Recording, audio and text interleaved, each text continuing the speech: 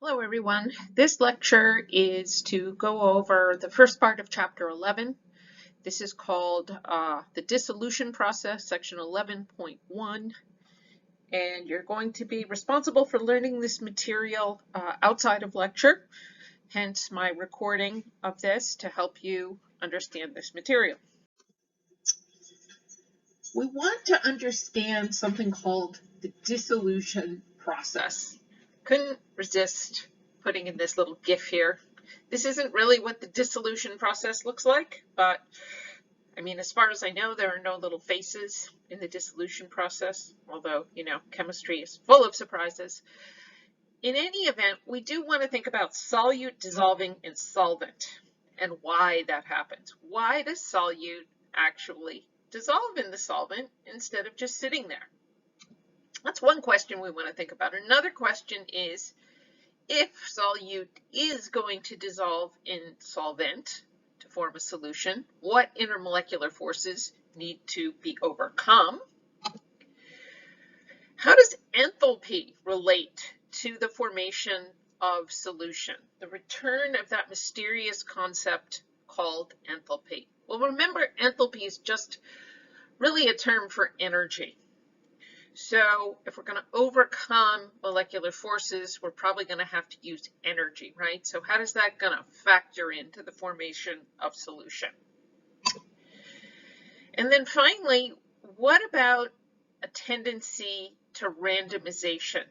Entropy is something we're going to deal with in more detail later, but we're going to start thinking about it now.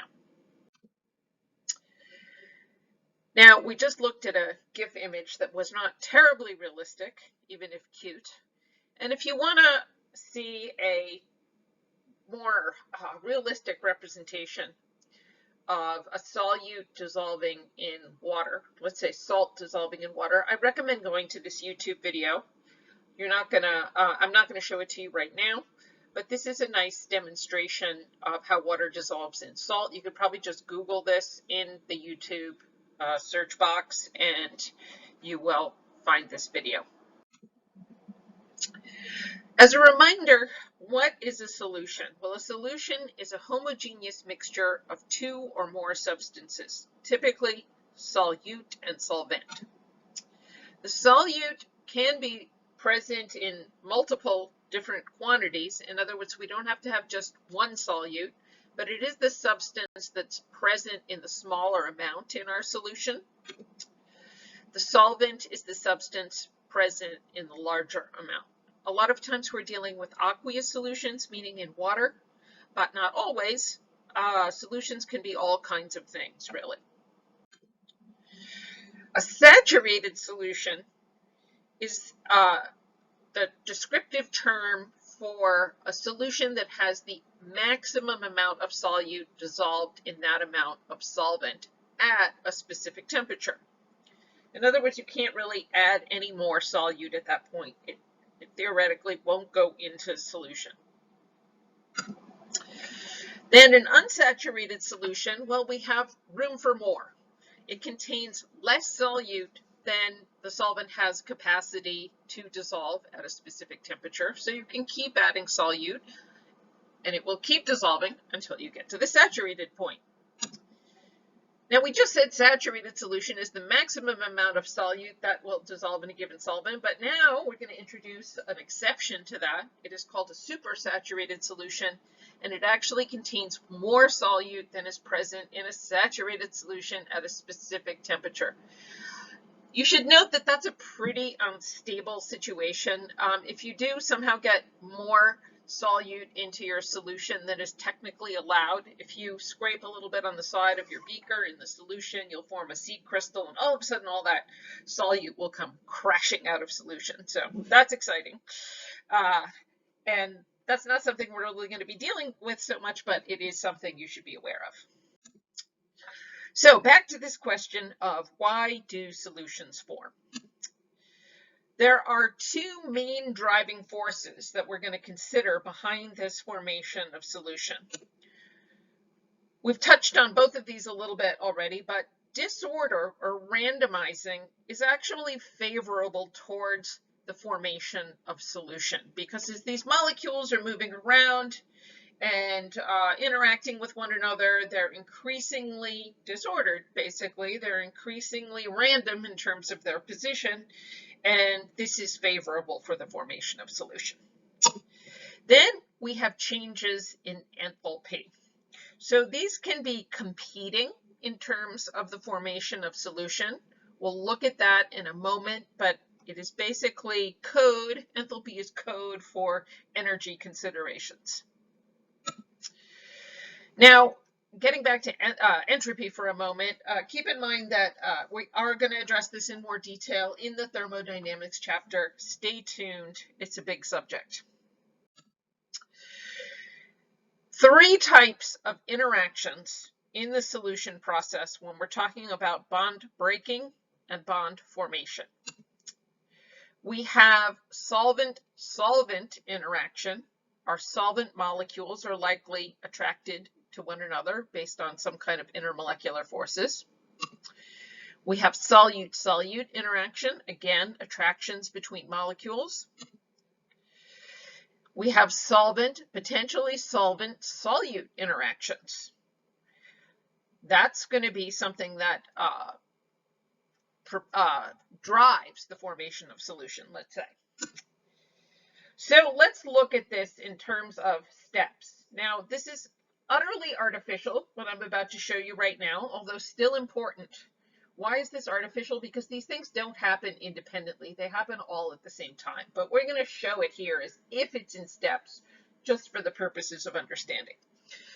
So in a step 1, let's say, if our solvent molecules start to separate, this involves greater distance between the molecules and the overcoming of these intermolecular forces. How do intermolecular forces get overcome? Well, energy has to go into this solvent in order to break these molecules apart. We can imagine the same thing for the solute. The solute intermolecular forces, especially if it's a solid, you know, those can be pretty strong forces, right? Can be overcome as these molecules separate themselves. Now, again, this doesn't happen all at once. Go watch that YouTube video I mentioned. That's a much better representation, but that's okay. Notice that we have to expend energy, or our solvent and solute have to absorb energy in order to break the intermolecular forces. Then what can happen? Well, then we can get these solvent-solute interactions. So on top here, we have broken bonds, and here we have reformed bonds. That means in this enthalpic step, there's going to be a release of energy. And it's this whole combination of these 3 things that really determines the overall energy change in our solution.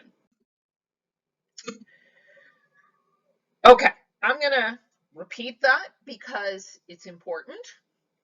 As the step 1, solute-solute intermolecular forces are overcome, energy is absorbed. In the step 2, solvent-solvent interactions also must be overcome, energy is absorbed. And the big payoff in step 3, solute-solvent attractive forces are established and the energy is released. So you can see already there's going to be a bit of a competition between energy absorbed and energy released. And we're going to have either a net gain in energy, which is going to be endothermic, or a net release of energy, which is going to be exothermic. This is a graphic that shows you the 2 most important scenarios we're going to be thinking about for enthalpy change, which is exothermic and endothermic. So we'll break these graphics down in a minute, and we're going to evaluate why the one on the left is exothermic, why the image on the right here is endothermic, and what would happen if, let's say, we had a 2 endothermic situation, which would mean solution would never form at all. We wouldn't have solution formation, and I'll explain why. Okay, so looking at this exothermic situation on the left. Well, imagine, we have not mixed anything at all, and we have solvent and solute, and our intermolecular forces have to be overcome. Again, this is going to mean that the enthalpy change is greater than 0. We're going to have to put energy in here. So this is ground zero, let's say. We put some energy in, the solvent breaks apart. Put some more energy in, the solute breaks apart, and we have all these separated particles. And then when we get this solution formation, the interactions between solvent and solute are so favorable that we get a big energy payoff, and a lot of energy is released. This means that this step 3 has basically, in terms of the release of energy, has overmastered the energy cost that we had to put in order to get the separation we needed. So this is an exothermic situation, which is generally favorable to solution formation. On the other hand, we could have a different situation where we're starting here again at ground zero, and now we're looking at an endothermic situation. So in order to get from A to B here, energy input, and then from B to C, energy input, but now over here, the payoff is not so great. Maybe less energy is released because these particles are not quite as strongly attracted to each other as they were in the previous situation, exothermic, so that we now have not achieved an exothermic situation. Note how the energy level is higher here than where we started. So before we mixed anything at all, this was where we land once solution is formed. So generally, exothermic is more favorable towards the formation of solution. Energy is released, and we have this nice payoff here. This is a little bit more of a challenge, shall we say, to achieve. So why would it ever happen if there's an energy cost here? Well, we have to go back to this idea of randomization or increase in entropy. This is also favorable, and there's generally an increase in entropy for any solution. So that will make the process favorable in spite of the fact that there's an energy cost. Now, imagine there was almost very little payoff for the formation of solution. In other words, solvent and solute particles not really attracted to each other very much. Bond formation doesn't give us an energy payoff, so that means we would have to put we really get almost no energy payoff. Let's say, try to imagine that, if the release of energy, we landed somewhere up here.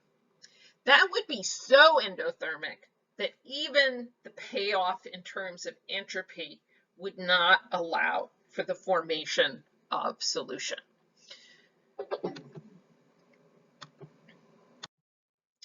Here is an ALEX problem that is going to ask you to work with some of these concepts. This is an example where the solute is CH3OH. That's an alcohol. That's called methyl alcohol, methanol if you prefer. And we're dissolving it in water. The usual process, the one that we have just discussed, we need to break apart our solute molecules, that's A to B, right? And we need to break our water molecules apart. That happens in step B to C, and then we get the formation of solution. Again, I can't possibly tell you how incredibly artificial this is, but it's good for us conceptually to be able to think of it this way. Okay, so here we're told the enthalpy of solution is positive. If you think back to where to what the image that we looked at just a moment ago, right? This means that we're going to start at some baseline here, and this is an endothermic situation because the enthalpy of our solution is going to be a little higher than where we started. So now they're asking you to list the stages in order of increasing enthalpy. I don't really love this problem. I find it very artificial, but we have to deal, right? So this means that A is always going to be the lowest. Well, no, that's not true. D is higher in enthalpy than A. So basically, the answer here is going to be A, D, B, C. You can go look at the Alex explanation in order to understand this further. There are diagrams similar to what we looked at. Hopefully this helps you understand something about the formation of solution. Let's look at part 2. Would heat be absorbed or released if the system moved from stage A to stage B? Well, really, A to B is always going to be an increase in enthalpy, right? Because we had to break apart these molecules here, right? And ipso facto, if you will, we need to put energy in to break any solute molecules apart. Okay. So what force would oppose or favor the system moving from stage A to B? Well, now we simply have to evaluate the intermolecular forces that exist between molecules of methanol. And we know this molecule hydrogen bonds. We know it has polarity, so there's also dipole-dipole. And yeah, dipole force. I'm sorry, I couldn't find it there for a moment. And then finally, dispersion exists for all molecules. So we're going to do a little check for dispersion, a little check for dipole, and a little check for hydrogen bonding force. Okay, so that's all there is to that. Getting back to, you might have wondered why we say A, D, why is B before C? Well, it's an increase in enthalpy each time. Silly, but you know, I want you to get through Alex. It's not all happening in stages, though, quite frankly. Okay, let's finish this off with like dissolves like.